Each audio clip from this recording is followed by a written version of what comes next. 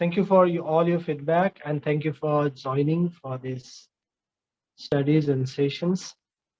भगवत गीता को समझने के लिए आप लोग I think you have already certain understanding, you want to get it more, या फिर आपको पता नहीं, पहली बार आप मतलब समझना चाह रहे हैं. Whatever is the reason, anyone can attend this series और sessions and learn, because Bhagavad Gita, according to my understanding, it's a manual for life.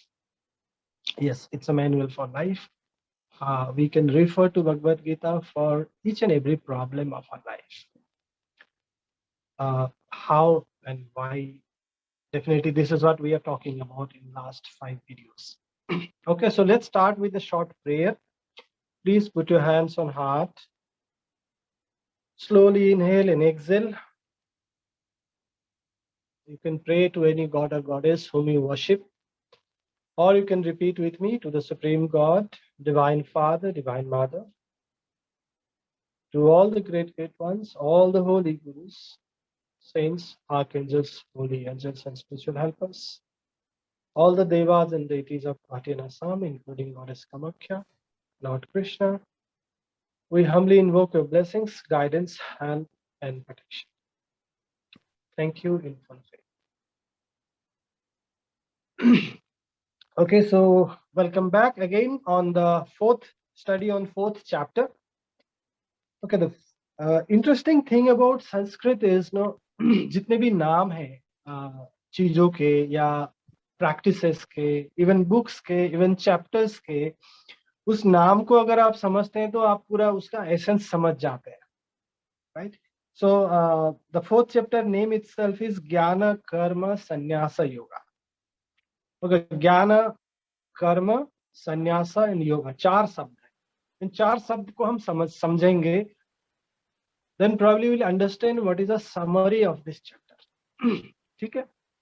Plus कुछ कुछ शब्द है इस चैप्टर में भी है, आगे भी आपको मिलेंगे, पहले भी मिले थे. there are certain word like धर्म. कृष्ण बोलते हैं बहुत जगह में कि अपने धर्म के लिए मरना पड़े तो भी मारो. तो ये कौन सा धर्म के बारे में कृष्ण बोल रहे हैं, that वो भी हम लोग बात करेंगे. ठीक है. So first let us understand, जैसे ज्ञान क्या है. ज्ञान का मतलब यहाँ पे होता है सांख्य, जो नॉलेज हमने बात की थी, जो 24 तत्व प्रकृति के हैं और एक तत्व परमात्मा का है. परमात्मा और प्रकृति डिजायर से एक दूसरे से अटैच होते हैं, तब लाइफ क्रिएट होता है. Okay, so this knowledge that we are the soul, we are immortal, this knowledge is known as ज्ञान योगा. अभी ज्ञान योगा और सांख्य yoga is same. Even up if you go to Taoism also is a ज्ञान yoga. Jain philosophy is also ज्ञान yoga. So Krishna बोलते हैं, इससे पहले वाले चैप्टर में बोलते हैं, जगत में 2 ही मूल निष्ठा है, मेन प्रैक्टिसेस है. एक ज्ञान योगा, दूसरा कर्म योगा. एक for the introvert people, another for the extrovert people. लेकिन क्योंकि कोई भी इंसान 100% इंट्रोवर्ट नहीं होता, 100% एक्सट्रोवर्ट भी नहीं होता, तो कई जगह इसको सिंथेसाइज किया जाता है. तो इस चैप्टर में बेसिकली ज्ञान कर्म को संन्यास के साथ सिंथेसाइज किया गया है. You will understand all this words one by one. तो बेसिकली जो कार्ल गुस्ताव जंग का भी थ्योरी था कि इंसान में ये 2 तरीके के लोग होते हैं, मेनली इंट्रोवर्ट एंड एक्सट्रोवर्ट. इसका एक एग्जाम्पल हमको लॉर्ड गौतम बुद्ध का लाइफ से भी मिलता है. If you have heard this story, when he was born, उनका नाम दिया गया था सिद्धार्थ. और सिद्धार्थ का मतलब होता है जो बहुत प्रतीक्षा के अंत मिलता हो. आफ्टर लॉट ऑफ, ऑलरेडी उनके फादर जो है सुद्धोधन, ओके, वो बूढ़े हो चुके थे. And he was a kshatriya, Shakya clan था उनका, और वो चिंता में पड़ गए थे कि मेरे बाद राज्य कौन संभालेगा. So he did many efforts, बहुत कुछ करने के बाद he had a son, that's why name was given as Siddhartha. लेकिन जिस दिन सिद्धार्थ पैदा हुए, उसी दिन अशिता बोल के एक ऋषि पहाड़ से भागते हुए आता है और बोलता है कि मुझे तुम्हारे बेटे का दर्शन करना है. And that was a shock, surprising for Shuddhodana कि कुछ तो हुआ है ऐसा. डेफिनेटली इतना तपस्वी कोई एक पहाड़ से आया है आशीर्वाद लेने अभी अभी जन्मे हुए बच्चे का। तो he was very interested to know कि बच्चे का भविष्य क्या है। तो असीता प्रणाम करते हैं अभी अभी जन्मे हुए बच्चे को। Asitha word also very interesting. Asitha का मतलब होता है the one who doesn't have attachment. इसी को कृष्ण बहुत बार बोलते हैं कि कृष्ण का शब्द है अनासक्ति। असीता का similar meaning in Bhagavad Gita is अनासक्ति। तो कृष्ण एक जगह बोलते हैं वित राग हो जाओ। राग का मतलब है अटैचमेंट होता है। तो आइडियली माइंड का नेचर होता है एक चीज के पीछे भागना या एक चीज से दूर भागना। This two polarity of a mind. And detachment ठीक मिडिल में होता है। And detachment is what is sannyas. देखो चीजें ऐसे इंटरलिंक्ड है। असीता आते हैं एंड असीता से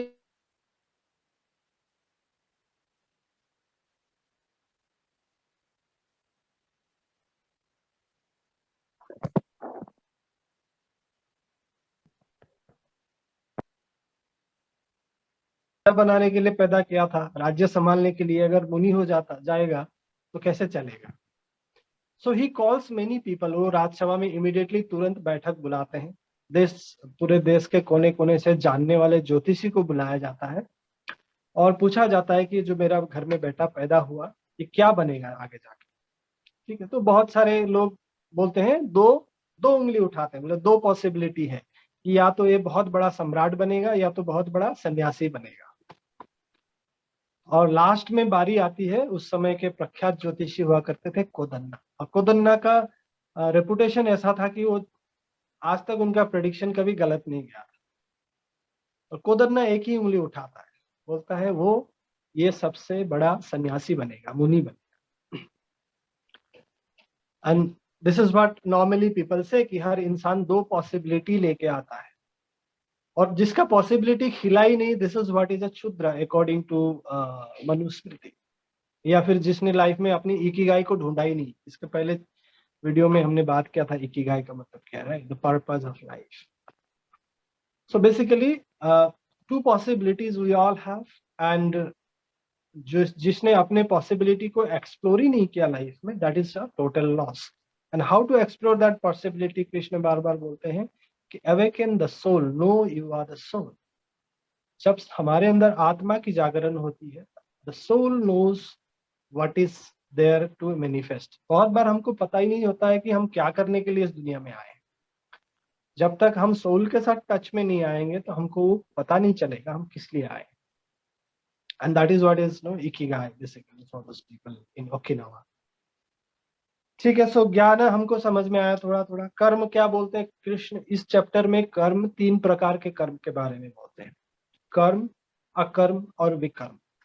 और कृष्ण बार बार बोलते हैं देख लो, जान लो, इस नॉलेज को जिसने जाना उसको मोक्ष प्राप्त हो गया, वो मुक्त हो गया। तो कर्म, अकर्म और विकर्म। विकर्म का मतलब आप सिंपल भाषा में समझिए जो तामसिक कर्म है। जैसे हमने सत्व, रजस और तमस की बात की थी। जैसे प्रकृति ये तीन गुणों द्वारा चलती है, उसमें जो तामसिक गुण है दैट इज इनर्शिया, जड़ता, कुछ नहीं करने का टेंडेंसी जिन लोगों में होता है, या कुछ करेंगे तो भी नेगेटिव मोटिवेशन के लिए करेंगे। जैसे हमने मैरिज का एग्जांपल लिया था, राइट, कि अगर मैं शादी भी करना है किसी को तो उसका पीछे अगर पर्पज ये है कि लोग नहीं तो मेरे को ताना देते रहते हैं, ओके, या फिर सबकी हो गई मेरी नहीं हो रही, इनसिक्योरिटी है, तो मोटिवेशन आपका नेगेटिव है, तो दैट इज अ तामसिक कार्य। ओके, विकर्म मीन्स तामसिक एक्शन। और कर्म मीन्स राजसिक एक्शन, जहां कोई भी एक्शन हम करते हैं विद अ डिजायर्ड रिजल्ट, कि हम कुछ पाने के लिए करते हैं, दैट इज कर्म।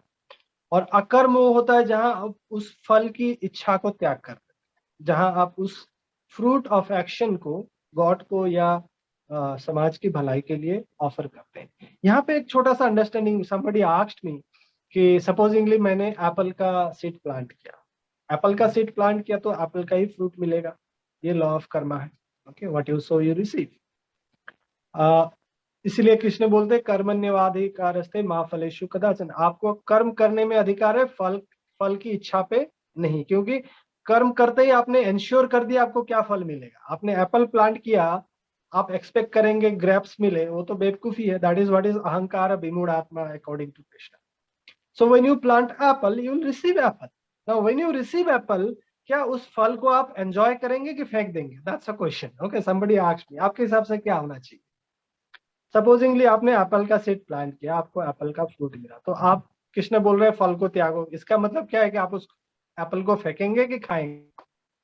Yes, many people has this misunderstanding according to Bhagavad Gita के कृष्ण बोले फल का त्याग करो तो फ्रूट खाओ ही मत। So that's a wrong understanding of sannyasa. That's a wrong understanding of detachment.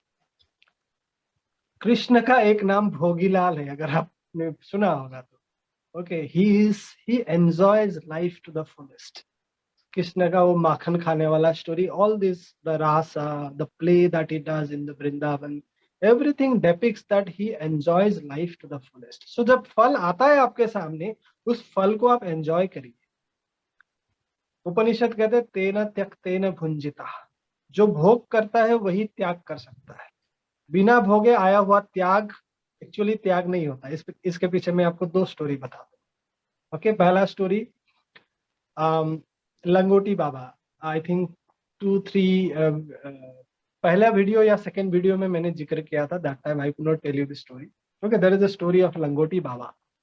सो ये लंगोटी बाबा अपने साथ कुछ नहीं रखते। ही इज अ फकीर, ही इज अ सन्यासी, सो कॉल्ड सन्यासी। अपने साथ कुछ नहीं रखते, खाली लंगोटी पहनते, ठीक है, बिकॉज कपड़े वपड़े रखेंगे, बिस्तर विस्तर रखेंगे तो भी पॉजेशन होता है। कुछ भी अपने पास नहीं रखना है, सब कुछ छोड़ देना है। This is a concept normally शास्त्रों में लिखा है, राइट? सो वो छोड़ देते हैं, लेकिन आश्रम में अकेले एक जगह रहते थे। लेकिन उनके पास 3 ही लंगोटियां थी। देखा, एक लंगोटी में ना छेद हो गया। छेद हो गया मतलब चूहे ने काट लिया। तो बाबा जी चिंतित हो गए कि चूहे ने काट लिया, अभी क्या करें? तो उनके चेले चपाटे थे, बोले बाबा जी एक काम करो, आप ना एक बिल्ली पाल। तो बिल्ली जो है चूहे को ठिकाने लगा दी। बोले बात तो सही है, जस्ती है। तो थैंक यू प्रिय। सो उसने एक बिल्ली पाल लिया चूहे को पकड़ने के लिए। अब बिल्ली तो पाल लिया, अभी बिल्ली को खिलाए क्या? बिल्ली को खिलाने के लिए दूध चाहिए, अभी दूध कहाँ से मिले? ऐसे ही कोई चेले चपाटे ने बोल दिया बाबा जी आप एक गाय पाल लो। उन्होंने गाय भी पाल लिया, चलो ये भी सही बात है, गाय पाल लेते हैं। अभी बिल्ली पाल लिया, गाय पाल लिया, अभी गाय को देखेगा कौन, उसको घास देगा कौन, उसका टेक केयर करेगा कौन? तो किसी चेले चपाटे ने बोल दिया कि बाबा जी आप ना शादी कर लो। ठीक है, बोले ये भी बात सही है। बाबा जी ने शादी कर ली और करते करते बाबा जी के बच्चे हो गए। और कई सालों बाद गोद में बच्चे को लेते हुए बाबा जी सोच रहे हैं कि संसार छोड़ के आश्रम आया था, सन्यास आश्रम में, हाँ? और वापस संसार शुरू कर लिया इधर भी। सो जो बिना भोगे, बिना लाइफ को समझे, डिटैचमेंट की सही मीनिंग को ना समझ के जो त्याग करता है, उसका ये लंगोटी बाबा वाला हालत होने वाला है। दूसरा स्टोरी आप सुनिए, opposite story, Lord Gautam Buddha का, जहां पे हमने छोड़ा था स्टोरी को, कोदन्ना के बोलने के बाद शुद्धोधन ने क्या किया कि कैसे मेक श्योर करें कि ये सन्यास के प्रति या ये ऋषि मुनियों के जीवन के प्रति ये इंटरेस्टेड ना हो। तो ही मेड अरेंजमेंट्स। उन्होंने अपने पूरे राज्य में 3 जगह, अलग अलग वेदर के हिसाब से 3 जगह महल बनवाए। सॉरी। एंड सिद्धार्थ को लाइफ में किसी चीज की कमी नहीं होने दी। He enjoyed his life to the fullest. Young age में जो एक यंग शरीर को चाहिए होता था, सब कुछ प्रोवाइड किया जाता था। Number of girls, enjoyment, party, उनके आसपास चारों ओर कोई बुजुर्ग बीमार लोग आने नहीं दिए जाते थे। एंड फूल जो उनके बगीचे में फ्लावर भी होते थे जो गिरते थे रात को, उस सुबह सुबह साफ करा दिया जाता था, ताकि वो गिरे हुए फूल भी सिद्धार्थ को ना दिखे। क्या पता गिरे हुए फूल देख के भी उनको ख्याल आए कि ऐसा भी एक दिन आएगा कि मैं मरूंगा। और जिस चीज का डर था वही हुआ। जब वो यूथ फेस्टिवल में जा रहे थे इनॉग्रेट करने, रास्ते में देख लिया एक डेड बॉडी, पूछे क्या है, तो ये डेड बॉडी है। इसका मतलब उससे पहले उन्होंने एक सन्यासी को देखा था, राइट?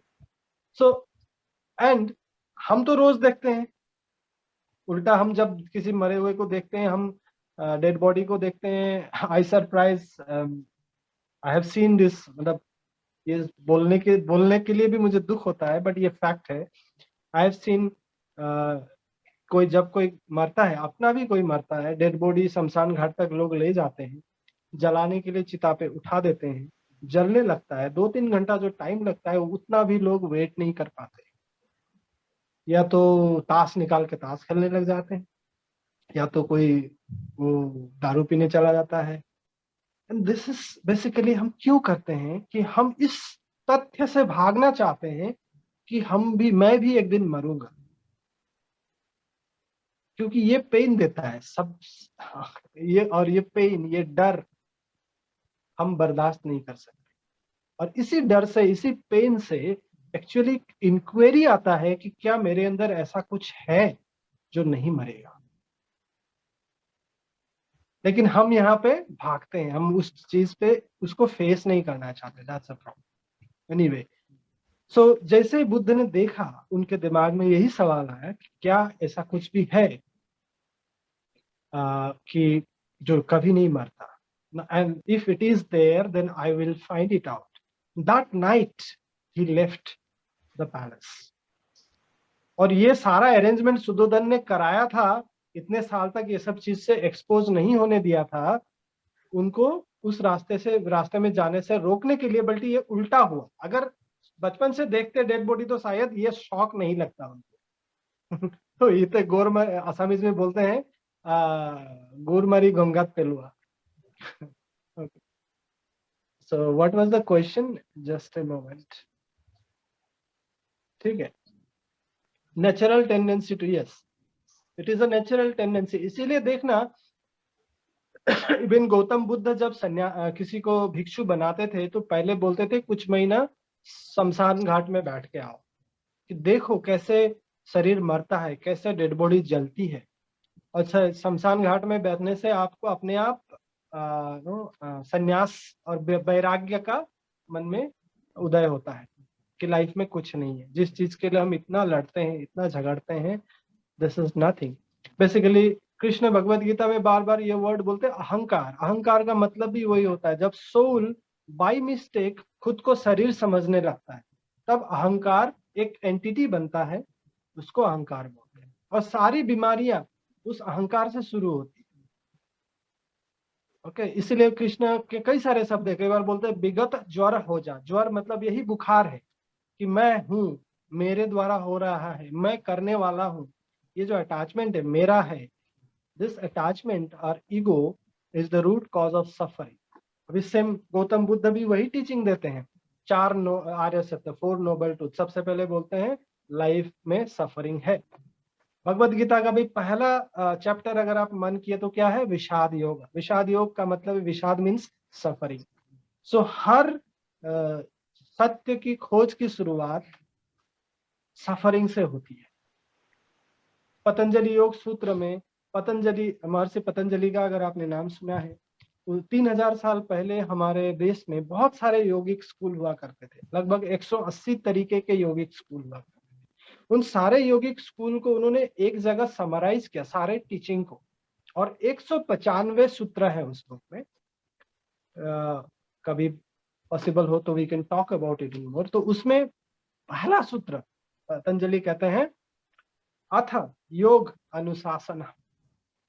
अब योग की अनुशासन शुरू होती है। तो पतंजलि के हिसाब से योग अनुशासन है। और कब, मतलब अब क्यों, कि आप लाइफ में बहुत सफर हो चुके, आपने बहुत कुछ इधर उधर करके देख लिया, नहीं हुआ, अब योग शुरू करें। This is the meaning when he says अथ योग अनुशासन। ओके, कर्म ज्ञान संन्यास। नाउ व्हाट इज संन्यास? योग क्या है, इसके ऊपर अगर आपने कोल तंत्र सुना है, तंत्र की एक सेक्शन है, उसमें एक टीचर है जिनका नाम है स्वामी सत्यानंद सरस्वती। उनका डेफिनेशन मुझे बहुत अच्छा लगा। तो वो कहते हैं कि मन का एक प्रवाह होता है, जिस तरह नदी का एक धारा होता है, हमारे माइंड का एक फ्लो होता है। और अगर आप नदी में देखेंगे, इस दौरान जब पानी पानी उफान पे है तो और ज्यादा दिखेगा, आप नदी में जाके देखिएगा, नदी का एक मेन स्ट्रीम फ्लो होता है, राइट। इसको मेन करंट समझ। उसके अलावा, उस मेन फ्लो के अलावा नदी के साइड साइड में आप देखिए अलग अलग सर्कुलर पानी के फ्लोज होते हैं, इसको एडी करंट बोलते हैं। और इस एडी करंट का नॉर्मली, ये एडी करंट पानी के मेन फ्लो के साथ कॉन्फ्लिक्ट करता है, तो इस कारण से पानी अच्छे से फ्लो नहीं हो पाता। इसी तरीके से मन का जो एक फ्लो होता है उसमें एडी करंट होते हैं, कॉन्फ्लिक्टिंग फ्लो होते हैं जो एक दूसरे को काटते हैं। जैसे कि आज साइकोलॉजिस्ट भी कहते हैं हमारे मन में 60 से 65,000 थॉट डेली आते हैं। ओके, सो इसमें बहुत सारे कॉन्ट्राडिक्टरी थॉट आते हैं, कॉन्ट्राडिक्टरी पैटर्न्स होते हैं हमारे अंदर। इसके वजह से हमारा मन का जो शक्ति है, पावर है, वो हम यूटिलाइज नहीं कर पाते। सो तंत्र के हिसाब से योग का मतलब होता है उस एडी करेंट्स को खत्म करके माइंड के मेन फ्लो को एनहांस करना। इसमें आपका ब्रीदिंग एक्सरसाइज भी बहुत हेल्प करता है। There are other ways like healing on the chakras, psychotherapy, meditation, बहुत सारे प्रोसेस है जो हम हमारे प्राणिक लिंग स्कूल में भी हम सिखाते हैं, कराते हैं। ओके, सो योग का मतलब वो एक है। दूसरा योग का मतलब है जीवात्मा और आत्मा का एक होना, दैट इज अनदर मीनिंग। और जीवात्मा और आत्मा का एक होना भी 4 चरण में नॉर्मली होता है, ये हमारे गुरु मास्टर चुहा कहते हैं, उनकी एक बुक में मैंने पढ़ा है। ओके, एक होता है जैसे अभी हम डिस्कस कर रहे हैं, हम समझ रहे हैं हम कौन हैं, हम सोल हैं, तो ये फर्स्ट लेवल ऑफ अवेयरनेस हो गया। जस्ट कॉन्सेप्ट आपको समझ में आया कि हम सोल हैं, तो सोल कहाँ है, that little understanding about soul is basically first level of soul awareness. Second level होता है जब हम मेडिटेशन के दौरान या कभी कभी दिन में कोई काम करते करते हम खुद को एक बार के साथ एक फील करते कि हम सोल को टच किए। किसी किसी इंसान को music is like a meditation. किसी किसी इंसान को, कोई अगर आर्टिस्ट है पेंट कर रहा है तो पेंट करते करते the person attains meditation, that is when he is one with the soul. So वो फ्रैक्शन ऑफ सेकंड के लिए जो टच करते हैं हम, दैट इज सेकंड स्टेज।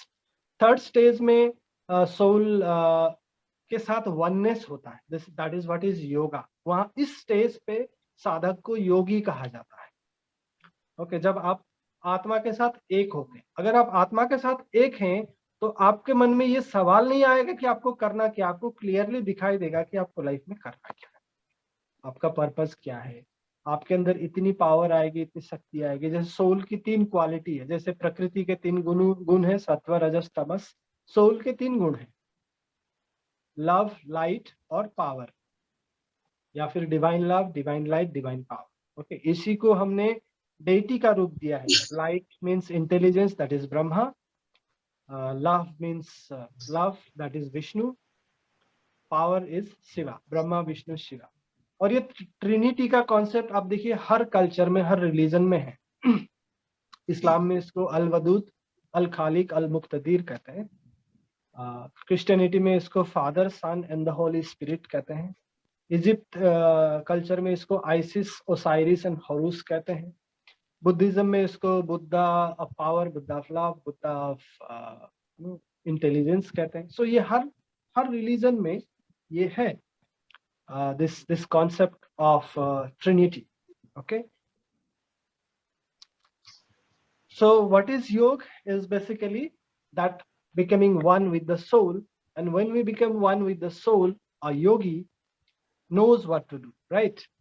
हम योगी के पास जाते हैं, हमको क्या करना है वो पूछने के लिए। हम खुद योगी कैसे बन सकते हैं ये कृष्ण बता रहे हैं। And the fourth state of soul oneness is called when we become one with God. इसको गॉड रियलाइजेशन बोलते हैं। And Krishna is one who is one with God. He is not even one with soul.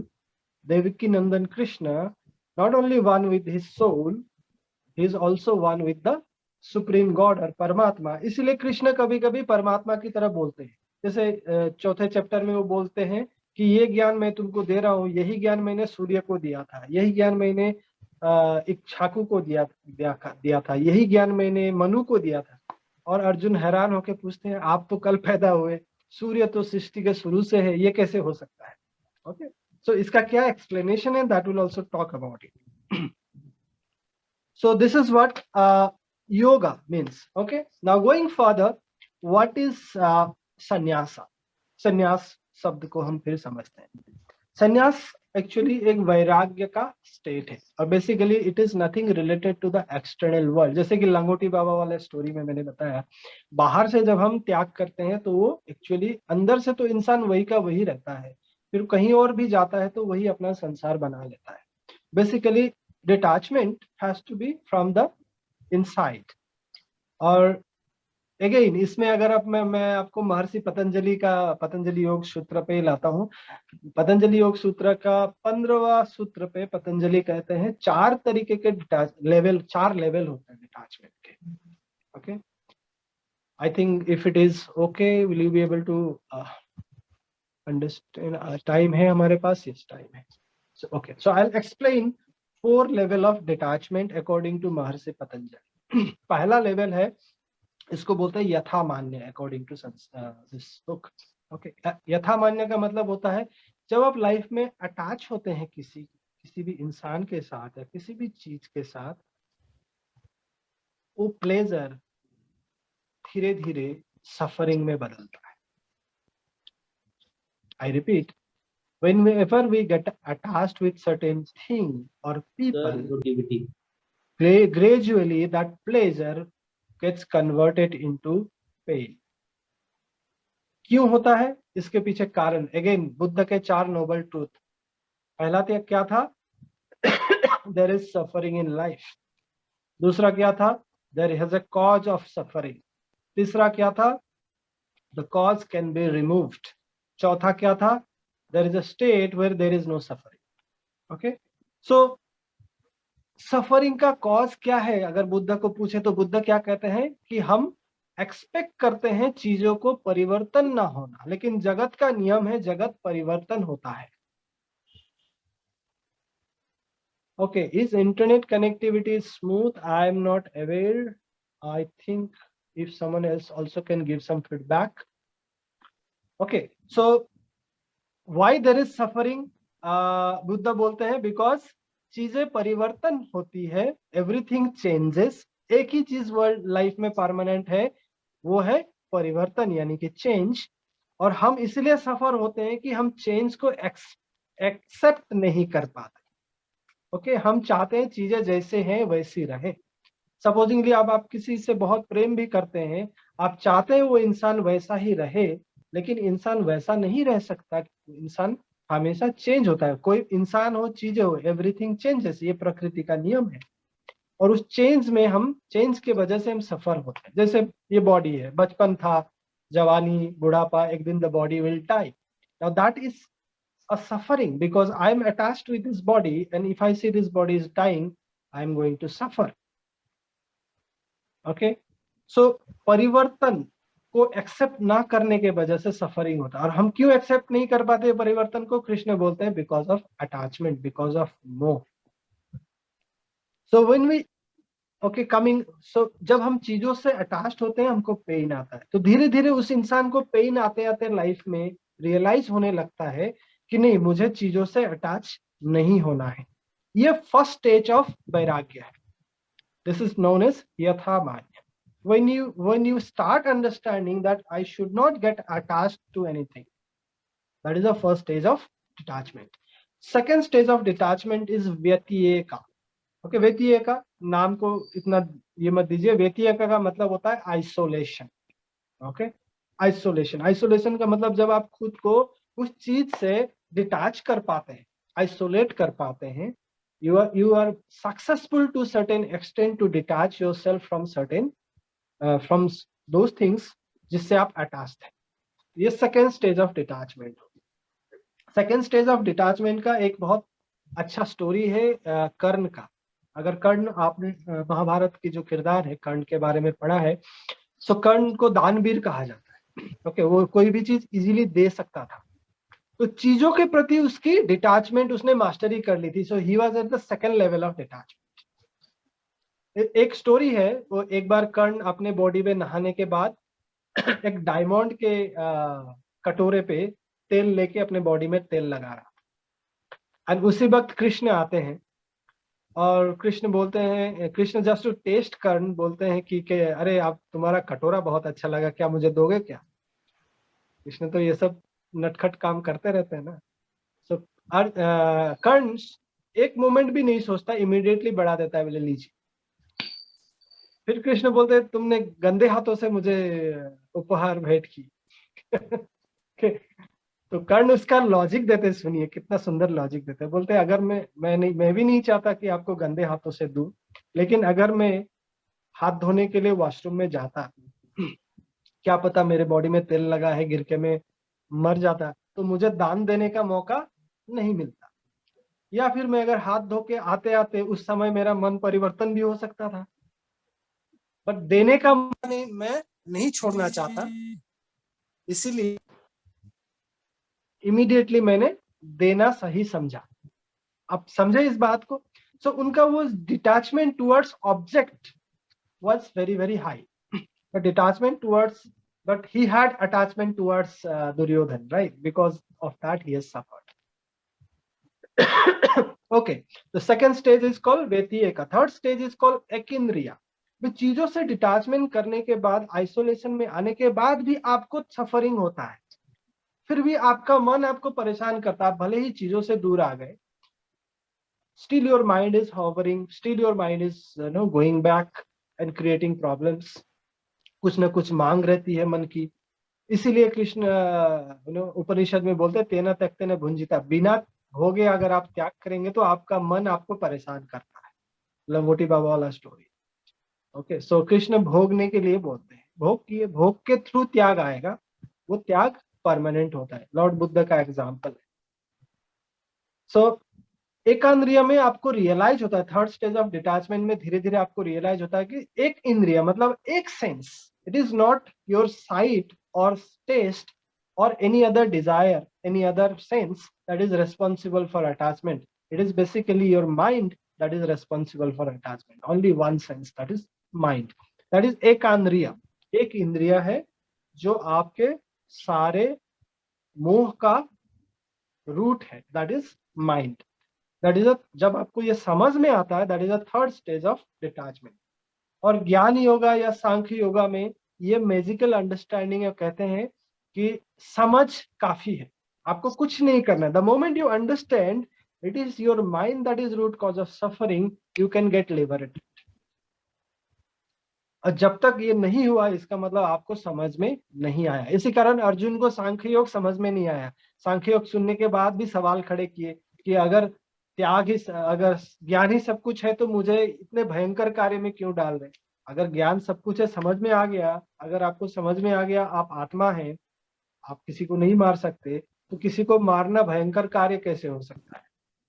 Even killing someone can be a act of virtue. When you एक जगह में कृष्ण बोलते हैं कि जब दंडित किसी भी कारण से नहीं चेते तो मृत्यु दंड भी उसके लिए एक चेतना होती है। the soul gets liberated from the body, then the soul has a time frame to think कि what he did in the life. So actually मृत्यु दंड भी उसका मुक्ति का पथ है, कृष्ण कई बार बोलते हैं। Okay, that is the third stage when we understand the mind is a root cause of suffering. And the fourth stage is Vasikarana, that is complete mastery over mind.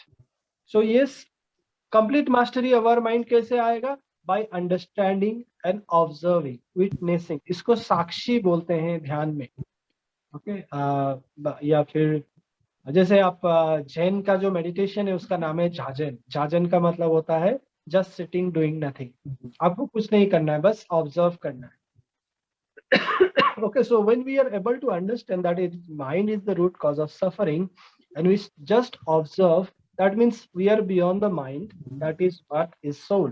Soul is the master, mind is the servant. Okay, this is what is detachment. So ये चार शब्द मिला के यहाँ पे ज्ञान कर्म संन्यास योगा चैप्टर का नाम है। ओके, अभी हम I'll also add few points here before. How much time we have? Okay, we have some time. पहला सूत्र में कृष्ण बोलते हैं जैसे ये ज्ञान मैंने विवस्वत को भी दिया था, उन्होंने मनु को दिया, उन्होंने सूर्य इक्ष्वाकु को दिया। ये विवस्वत का ट्रांसलेशन आप अगर कोई गीता पढ़ते हैं तो कई बार विवस्वत का ट्रांसलेशन सूर्य बोल के लिखा होगा। Okay, so but it is not always true. Surya, here Surya symbolizes the beginning of life. It is not the sun god that we are talking about, because life खाली हमारे planet में नहीं है, हमारे solar system में नहीं है, it is in many solar systems. So जब सूर्य बोलते हैं, बेसिकली बाइबल में अगर आप पढ़ते हैं तो बाइबल में क्या बोलते हैं, गॉड से then God said let there be light. ईश्वर ने कहा कि लाइट हो, चाहा, चिताया कि लाइट हो, तो लाइट प्रकट हुई। That first light, the first creation के बारे में कृष्ण बोल रहे हैं कि फर्स्ट क्रिएशन को ये ज्ञान मैंने दिया था, दैट इज विवस्वत। और उसके बाद उनके संतति Ikshvaku, Manu, means first creation was light, और लाइट से जो जो चीजें बनी उसके बाद, light means Brahma also. First creation was Vishnu according to Vedas, and Vishnu created Brahma. तो उस हिसाब से आप ब्रह्मा को लाइट एस्पेक्ट बोल सकते हैं, इसलिए विष्णु के नाभि से ब्रह्मा का मतलब कमल निकला है और वहां पे ब्रह्मा बैठे रहते हैं, if you look into the picture. Okay, so this has some inner meanings. So Patanjali Yoga Sutra में भी पतंजलि बोलते हैं विश्व का व ज्योतिष्मति, कि आप शोक को छोड़िए और आप रियलाइज करिए कि आप लाइट हैं। ज्योतिष्मति means you are the light. So what light he is talking about, it is the soul, that light aspect in us that he is talking about. Okay, और तीसरे सूत्र, चौथे सूत्र में वो बहुत इंटरेस्टिंग बात बोलते हैं। वो कहते हैं कि सुन, मैं अर्जुन सुन, मैं तुमको वो ज्ञान दे रहा हूं जो परंपरा से, ऋषि मुनियों से चला आ रहा है। कृष्ण यहाँ पे क्लेम नहीं कर रहे कि मैं ही पहली बार बोलने वाला हूं, या तुम कितने भाग्यशाली हो तुम पहली बार सुन रहे हो। He is not claiming the teaching. He's just saying कि it has been told earlier also, which is now I'm telling to you. अगर आप महावीर जी को सुने हैं तो उनके भी प्रवचन में वही कहते हैं कि ये पार्श्वनाथ ने भी कहा था, ये नेमिनाथ जी ने भी कहा था, ये ऋषभ देव जी ने भी कहा था। अगर आपने बुद्धों को सुना है तो गौतम बुद्ध भी वही कहते हैं कि मेरे पहले भी सारे बुद्ध ने यही कहा था। So basically, this is what is parampara means, the satatya, the continuity of the flow of knowledge. And Krishna is telling कि it has been told many a times and I am again telling. इसमें कई बार like audience बदल जाते हैं, बोलने वाले बदल जाते हैं। जैसे Muhammad is talking to different group of people, Buddha was talking to different group of people, Mahavir was talking to different group of people, Jesus was talking to different group of people. The words, language were different, but the truth is one. Truth is always one. That is what he says, yoga prokta puratana. सूत्र 3 में कृष्ण बोलते हैं ये योग पुरातन है, ये सत्य एक ही है, लेकिन कहने वाले और सुनने वाले अलग है, तो कॉन्ट्राडिक्टरी लगता है। और सही धार्मिक इंसान वो होता है जो इन सारे रिलीजन में उस एक टीचिंग को समझे कि जहां सब जगह यूनिवर्सल टीचिंग दिया जा रहा है, बाकी सारी चीजों को हमको इग्नोर करना जो इस श्रुति के साथ या मेन ट्रूथ के साथ मिलते नहीं। एग्जाम्पल देता हूं, जैसे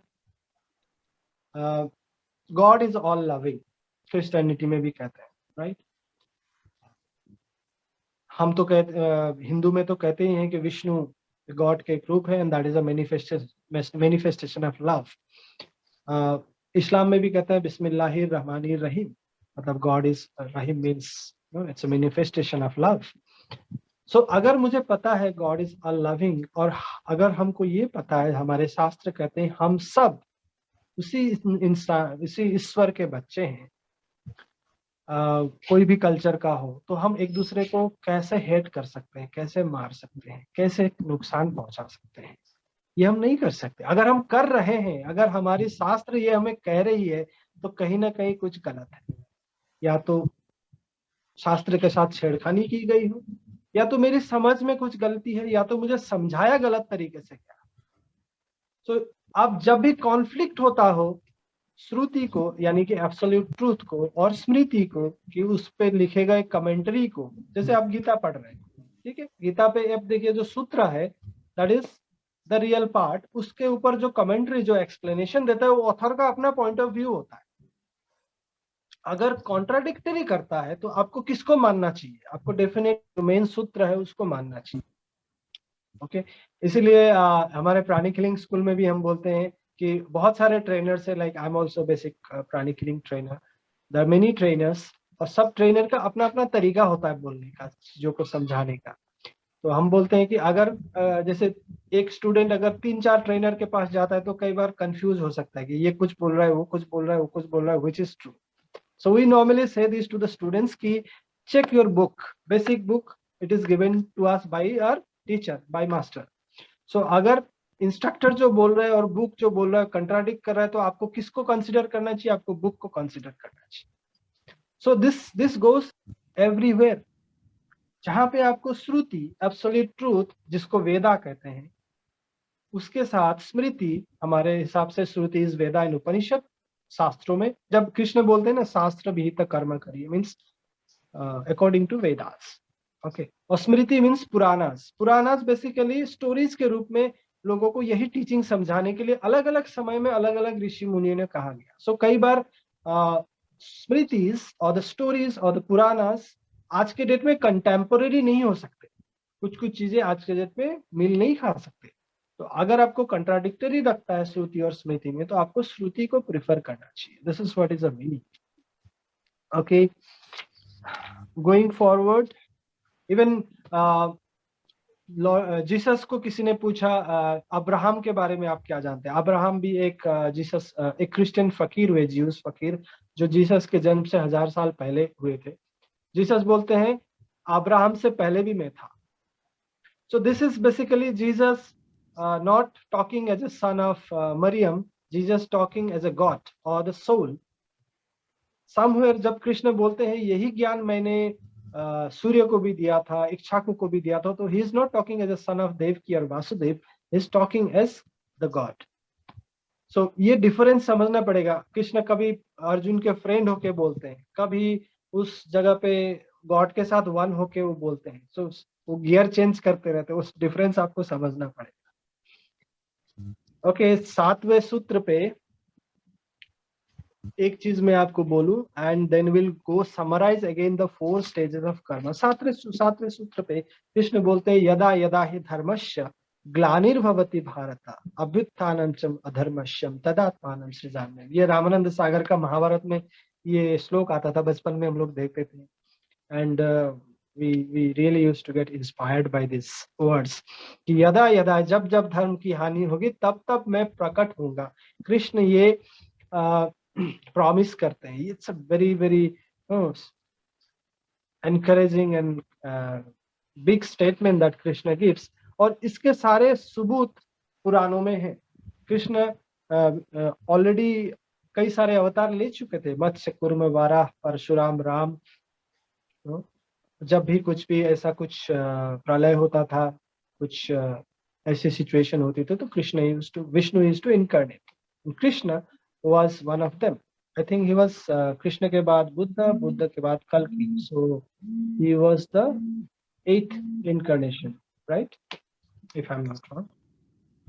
Okay, सो धर्म क्या है, मैं आपको इसके बारे में थोड़ा सा आपको एक्सप्लेन कर दूं। कई बार हम धर्म को समझते हैं मैं हिंदू हूँ, मैं मुस्लिम हूँ, मैं क्रिश्चियन हूँ, इसको हम धर्म बोलते हैं। That's a very gross understanding. I am not saying that's wrong. Okay, level होते हैं ट्रूथ के, that is one understanding, but very superficial understanding, बहुत ही बाह्यिक समझ है।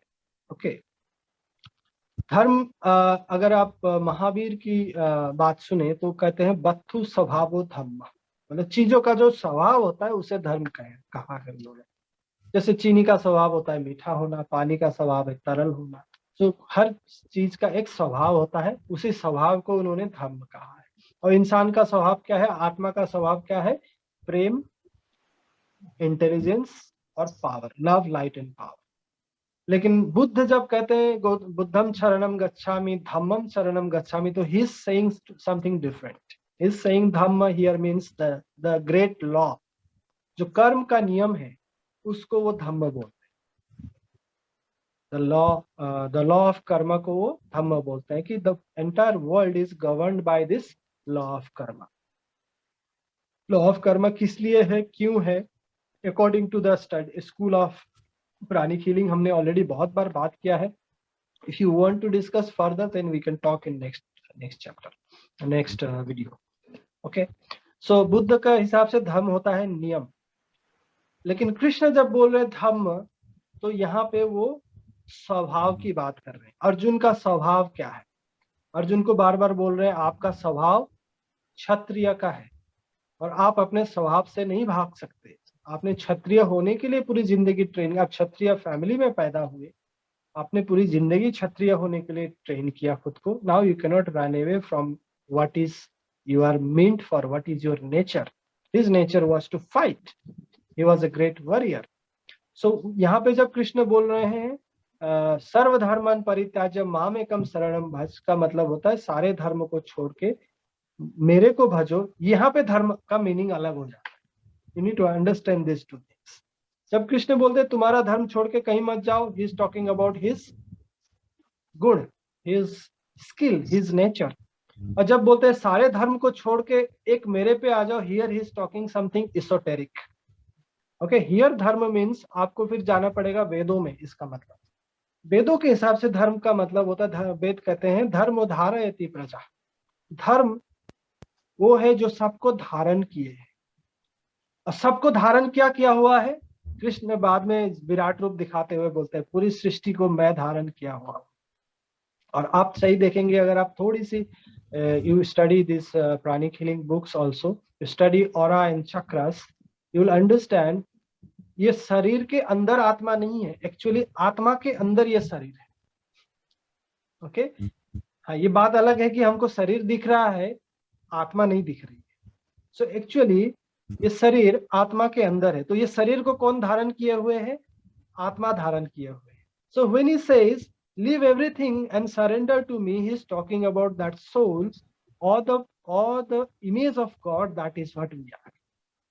तो ये डिफरेंस समझना पड़ेगा। एक ही वर्ड अलग अलग जगह अलग अलग मीनिंग से यूज हो। ये संस्कृत वर्ड बहुत ही रिच वर्ड है, मतलब लैंग्वेज है। ओके, योग का शब्द भी वैसे ही यूज होता है, अलग अलग जगह में अलग अलग मीनिंग से यूज होता है। तो हमको थोड़ा सा समझना पड़ेगा कि किस मीनिंग से यहाँ पे यूज किया गया है। ओके, विल टॉक अबाउट वर्ण व्यवस्था ऑल्सो इन डिटेल। मुझे कुछ प्रश्न आए थे कुछ फ्रेंड से।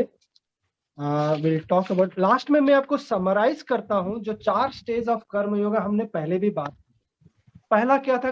4 स्टेज। पहला स्टेज था कर्म ना करने से कर्म करना बेटर है, श्रेष्ठ है, क्योंकि कर्म ना करे बगैर आप रह ही नहीं सकते। कृष्ण बोलते हैं नहीं कच्चित क्षणमपि जातु तिष्ठत कर्म, कर्म से भागना पॉसिबल ही नहीं है। आपका भागना भी एक कर्म है, आपका कुछ ना करना भी एक कर्म है।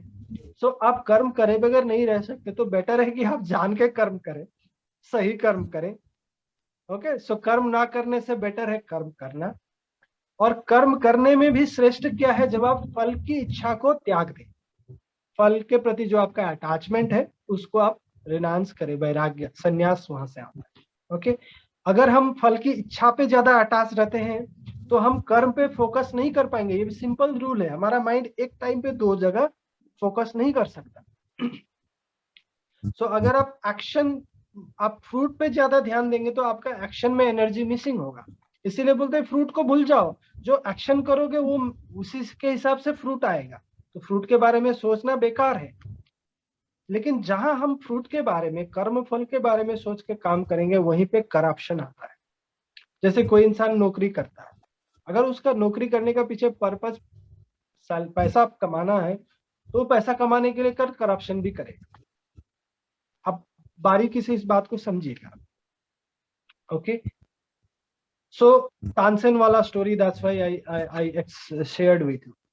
सेकेंड स्टेज कर्म फल को त्याग करना। थर्ड स्टेज कर्ता को त्याग करना, दैट इज अकर्म। विकर्म मतलब कर्म ना करना, कर्म मतलब फल की आशा से कर्म करना, अकर मतलब when we renounce the doership itself, कि मैं करने वाला हूँ, इस भाव को जब मैं छोड़ देता हूँ तो आपके अंदर से ईश्वर काम करेगा, आप निमित्त बच जाते हैं। इसी को कृष्ण ने योगस्थ कुरु कर्मणि कहा है। That is a fourth stage when we become instrument of God and God acts through us. कभी कभी जैसे अगर आप एक साधक हैं, आप मेडिटेशन करते हैं, खुद को गॉड के साथ या गुरु के साथ अलाइन करते हैं, कभी कभी आपके मन में ऐसे भाव उत्पन्न होते हैं, आप कुछ कर डालते हैं और आपको लगता है, बाद में रियलाइज होता है, अरे ये तो मैंने कहा ही नहीं, ये तो मैंने किया ही नहीं, मेरे से हो गया। This is what is know being instrument of God. And ये जिस दिन परमानेंट हो जाता है तब आप सही मायने में वननेस को अचीव करते हैं, oneness with God. That is what is योग, योगस्थ कुरु कर्मणि। Okay, I hope I could make you simplify this. Okay, फिर next time हम थोड़ा और इस बारे में बात करेंगे. We'll also talk about the वर्ण व्यवस्था because that is one point where people have many questions. आपके अगर कोई सवाल है, you can put in the group and कैसा लगा, क्या लगा, you can share your views. ठीक है, so we let's stop here today. And yes, any questions? सब ठीक ठाक है, या तो सब कुछ समझ गए इसलिए सवाल नहीं, या कुछ नहीं समझे इसलिए सवाल नहीं? It can be either or. All is well or all in well. Okay. Too much info. Yes. I don't know, Mira, because I read a lot of books, so I just share. You can get the recorded link and you can watch it again. Any question comes to your mind, you can put me in the chat. Okay, so let's give thanks. Please put your hands on heart. Just be aware of 6 inches above of your head. Slowly inhale and exhale. Say to the Supreme God, Divine Father, Divine Mother, Lord Brahma, Lord Shiva, Lord Vishnu, all the Trinities, all the great ones, Holy Gurus, Saints, Archangels, Holy Angels, spiritual helpers, to our beloved teacher, Grandmaster Jokoksui, all the teachers, all the masters, thank you, thank you, thank you. Thank you everyone for attending. Thank you, Ramji. Thank you so much. And we'll see you again. Namaste. So much. Thank you.